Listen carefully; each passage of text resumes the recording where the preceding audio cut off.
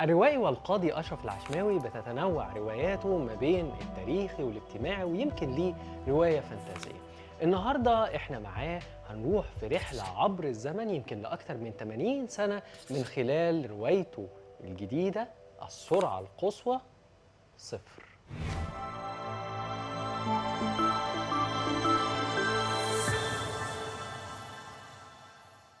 الروائي والقاضي أشرف العشماوي ليه 10 روايات. هنلاقي منها مثلا فانتازي أقرب لرواية مزرعة الحيوانات لجورج أورويل وهي رواية زمن الضباع، أو النوفيلا اللي بنحس إن هي مسنودة على أحداث وخبرات حياتية خاصة بالقاضي أشرف العشماوي في روايته بيت القبطية. لكن جزء كبير من مشروع أشرف العشماوي الروائي هو تاريخي لفترات زمنية مختلفة. هنشوف مثلا وصول محمد علي للحكم من خلال روايته كلاب الراعي، أو التاريخ الحديث والمعاصر فترة مثلا من السبعينيات لغاية نهاية حكم مبارك في روايته جمعية المواطنين السرية. لكن هنلاقي كمان في أكتر من رواية تناول لفترة فاصلة في تاريخ مصر الحديث، هي فترة حكم الملك فاروق ونهاية الملكية وثورة يوليو والتغيرات الهائلة على المستوى الاجتماعي والاقتصادي وبالتأكيد السياسي. هنشوف دوت في رواية تذكرة وحيدة للقاهرة، وإزاي من خلال بطلها النوبي بنشوف انعكاس وتأثير مشروع قومي زي السد العالي على أهالينا في النوبة. لكن مش ده بس، هنشوف تغيرات اقتصادية وسياسية واجتماعية من خلال إشارات متعددة وبعض المشاهد البسيطة منها. على سبيل المثال مين اللي بقوا أعضاء نادي الجزيرة، والتحول هنا للطبقة المخملية أو كريمة المجتمع المصري من البرجوازيين من بهوات وبشوات أو أجانب إلى الضباط المصريين وعائلاتهم.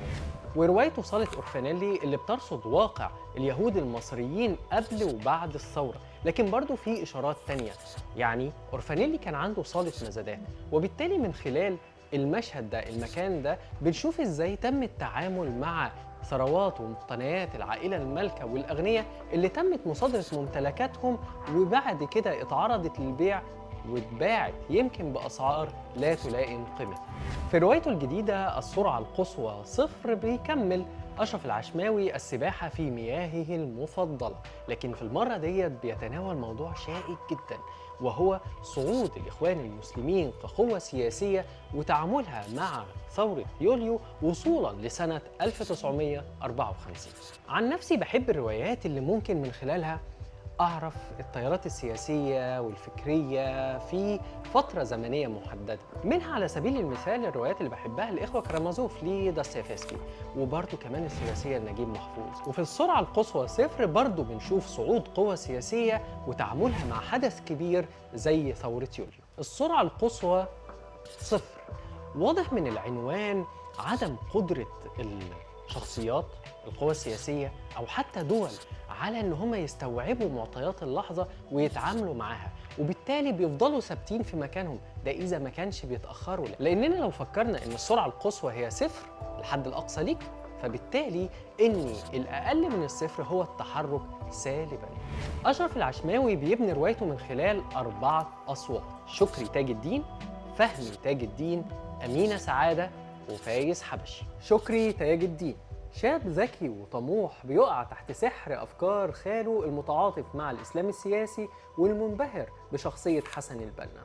لكن بنكتشف مع الأحداث إن المحرك لشخصية شكري مش إيمانه بإعادة الخلافة أو تطبيق الشريعة الإسلامية، لكن الحقيقي هو طموحه وانتهازيته وتعطشه للسلطة والمنصب. هنشوفه بيراهن على الجماعة وبيفضل عايش في الحلم ده حتى رغم تغير الظروف، ومن هنا بيتحول الحلم للعنة عليه وعلى كل المحيطين بيه. فهل ده كان إيمان منه فعلا بالجماعة أو فكرة المبدأ بعدم التخلي عنها، ولا كان مجرد رهان خاطئ منه؟ كمان في ملحوظة تانية، شكري بطبيعة الطبقة والمجتمع اللي هو عايش فيه الطبيعي ان هو يدخل كلية الحقوق، لكنه أصر ان هو يدخل كلية الشرطة بتشجيع ونصيحة خاله. وهنا إشارة لفكرة دخول الإخوان المسلمين في المؤسسات المختلفة.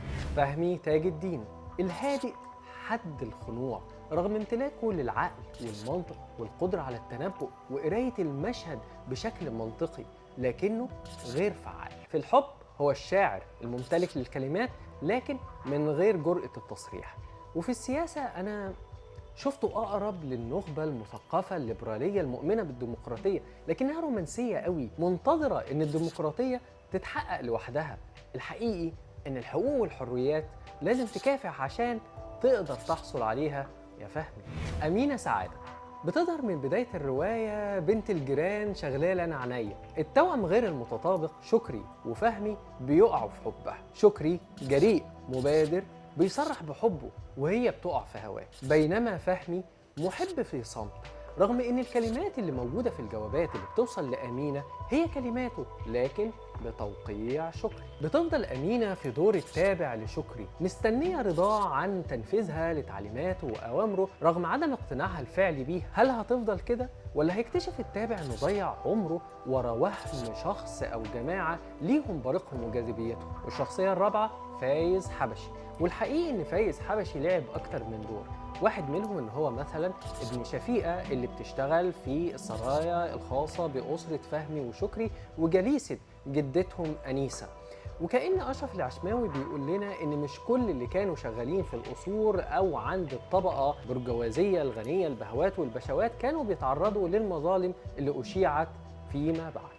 تاني حاجة إن فايز حبشي اتعلم من خواجة إزاي يتعامل مع الأجهزة الخاصة بإذاعة أو بث إذاعة أهلية. هنا في سؤال على مدار التاريخ، إزاي تأثر في الجماهير؟ ودايما بتحاول السلطة أو اللي عايز يأثر في الجماهير يحاول الوصول لوسيلة ينشر بيها أفكاره. في الفترة من الثلاثينيات لغاية الستينيات كانت الوسيلة التكنولوجية لفكرة الإعلام هي الراديو.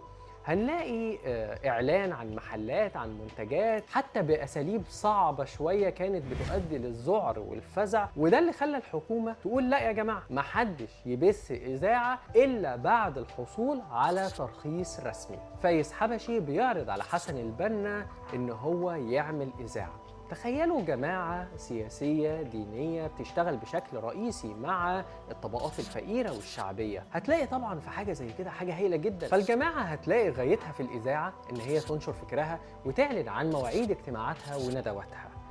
في حاجة طريفة كمان إن الجماعة وحسن البنا غضوا النظر عن إن فايز حبشي قبطي، رغم إن هي كجماعة متشددة بشكل ما تجاه الأديان الأخرى. السرعة القصوى صفر رواية تاريخية، لكن الجميل في الموضوع إن مش هتلاقي فقرات طويلة تشرح أو تتكلم عن الأحداث والقرارات السياسية المختلفة، اللي بيخليني أحيانا في بعض الروايات أحس إن الكاتب تخلى عن مهمته الروائية وأصبح باحث تاريخي. هنلاقي أشرف العشماوي استخدم تكنيك جميل جدا، إن هو أخذ مقتطفات من اللي اتذاع فعلا في الإذاعات المصرية، ومن خلال المقتطف اللي ممكن يكون كام سطر هنعرف إن إحنا أحداث الفصل ده أو الفترة ديت إحنا في سنة كام، إيه التغيرات السياسية والاقتصادية والاجتماعية واللي أحيانا كانت بتبقى صادمة جدا ليه. عجبني في الرواية إن أشرف العشماوي من خلال تفصيلة صغيرة في مشهد أو جملة جوه فقرة ممكن يخليها تقول أكتر بكتير من مساحتها الموجودة في الرواية. على سبيل المثال دور يوسف صديق في ثورة يوليو وإنجاحها، أو مشهد إن شكري بيقابل مجموعة من الضباط الأحرار فبيلاحظ إن واحد منهم قاعد هو ضابط أسمر لأن هو بيسكت أكتر ما بيتكلم، وبيحس إن هو متعاطف جدا معاه حتى لو ما قالش دوت، وكأنه بيشير إلى تعاطف أنور السادات مع الإسلام السياسي اللي هيبقى أوضح بعد توليه للحكم من خلال استعانته بيهم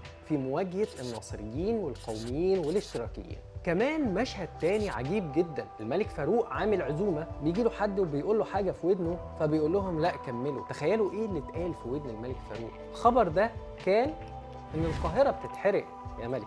والجميل إن أشرف العشماوي مش بس نقل لي توتر شخصياته، لكن كمان التوتر اللي كان موجود في الفترة ديت من خلال توتر ناتج عن صراع قوى سياسية مختلفة. الغلاف مكتوب عليه إن هو مستوحى من بعض الأحداث الحقيقية، فعجبني إن إزاي إن هو أشرف العشماوي أخذ من بعض التفاصيل أو السمات الخاصة بشخصية حقيقية البعض بدأ يفترضها، وإن هو دخلها في سياق روائي وأضاف عليها عشان يعمل الضفيرة ديت الشكل ده من خلال هذه الرواية السرعة القصوى صفر. السرعة القصوى صفر كانت سرعة شكري اللي طموحه بالمنصب والسلطة عموه عن الحقيقة، وفهمي بتخاذله وثباته رغم فهمه وحسن تقديره للأمور كانت برضه سرعته صفر.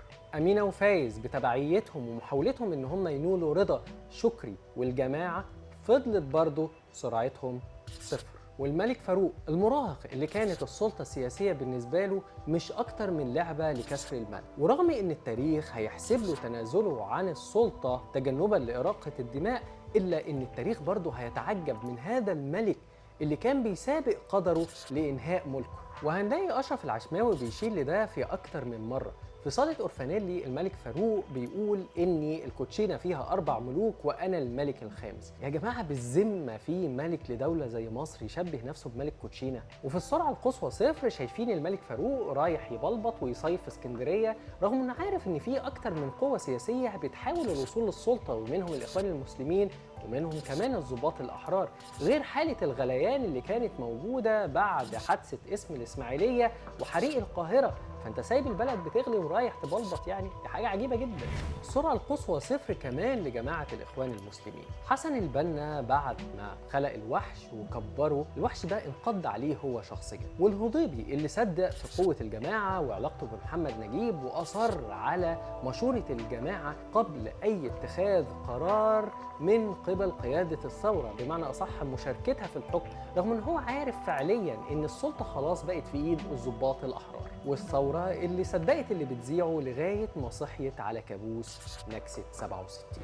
أشرف العشماوي قاضي، لكنه ما حكمش على شخصيات روايته سواء شخصيات حقيقية أو متخيلة. أشرف العشماوي جمع الأوراق الخاصة بالدفاع أو الادعاء واداها للقارئ، والقارئ بقى هو القاضي، أو على الأقل عرف معلومات أكتر ممكن من خلالها يكون وجهة نظر ممكن تكون مختلفة عن اللي كانت موجودة قبل قرايته للرواية.